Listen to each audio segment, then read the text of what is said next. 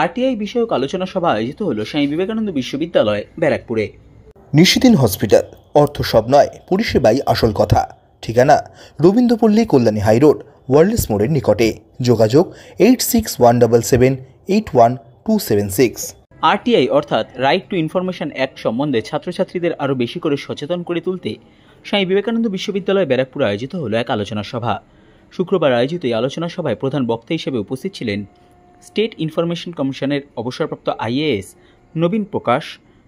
এছাড়াও উপস্থিত ছিলেন স্বামী বিবেকানন্দ বিশ্ববিদ্যালয়ের সহ উপাচার্য ডক্টর সুব্রত কুমার দে, চিফ অপারেটিং অফিসার সৌরভ অধিকারী সহ স্বামী বিবেকানন্দ বিশ্ববিদ্যালয়ের ছাত্রছাত্রী এবং অধ্যাপক অধ্যাপিকারা।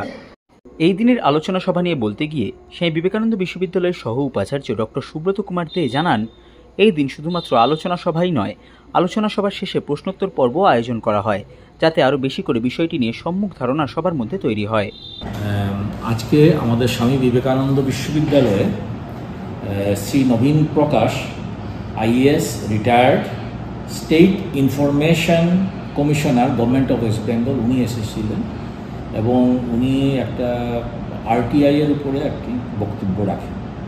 এবং আরটিআই জিনিসটি কি, that is the right of information act.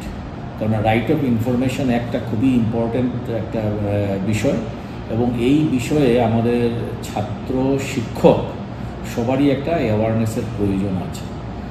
তো সেই অ্যাওয়ারনেসের ব্যাপারটা আজকে নবীন প্রকাশের যে উনি বক্তৃতা দিয়েছেন তার থেকে অনেকটাই সার্থক হয়েছে। এবং এই বক্তৃতার পরে একটা আনসার কোয়েশ্চেন সেশনও হয়েছে, তাতে আমাদের ছাত্র শিক্ষকরা অনেকগুলো প্রশ্ন রেখেছিলেন এবং সেই প্রশ্নগুলোর উত্তরও শ্রী নবীন প্রকাশ দিয়েছেন।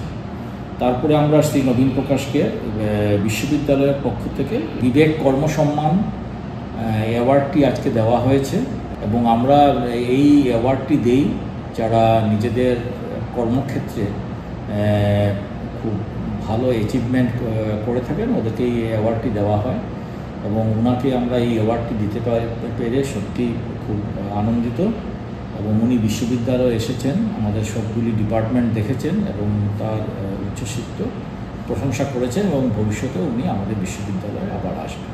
Swami Vivekananda University for giving me this opportunity to interact with the students. My special thanks to the Vice Chancellor, Professor Day. This university does not fall under the purview of RTI Act, but as a matter of fact for the society in general, this is an interesting topic to understand how can we interact with the government authorities. What are the rights given to a common citizen to interact with government authorities for their grievances, for general right to know what the government is doing or not doing, whether it is doing correctly or not doing correctly. So this is a great legislation, one of the most pioneering legislations to have been enacted, keeping in mind the common citizen of the country. So that is the importance. And even though for the university as such, it is not very important because they are not answerable under the RTI Act. It applies only to government institutions. Nishidin diagnostic centre, A complete diagnostic solution. আমাদের ঠিকানা 144/1 central road, Anandapuri, Barrackpore, Kolkata 122। আমাদের যোগাযোগ 9875338719। সাধ্যের মধ্যে স্বপ্নের flat খুঁজছেন? লাবণ্য গ্রুপের পক্ষ থেকে ব্যারাকপুর হরিসভা মন্দিরের নিকটে সোনাঝুরি আবাসন। থাকছে lift, top floor, set, 0% GST। এছাড়াও থাকছে ব্যাংক লোনের সুব্যবস্থা। ফ্ল্যাট বুকিং চলছে।